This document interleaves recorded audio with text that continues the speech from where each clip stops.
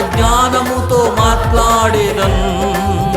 నీవు నాలో నుండా నేను స్టెఫను వలె ఆత్మ జ్ఞానముతో మాట్లాడేదన్. దేవదూతల రూపములో మారిపోదును, దేవదూతల రూపములో మారిపోదును. అభిషేకమా ఆత్మాభిషేకమా నన్ను దీవింప నాపైకి దిగిరమ్మయ్యా. అభిషేకమా ఆత్మాభిషేకమా నన్ను దీవింప నాపైకి దిగిరమ్మయ్యా. అభిషేకమా. అందరూ చప్పట్లు కొడుతూ హృదయపూర్వకంగా దేవుని సన్నిధిని అడుగుదాం. ప్రభువా, నీ అభిషేకాన్ని నాలోనికి పంపించండి నాయన. బలహీనులము మమ్మల్ని బలపరచండి అని.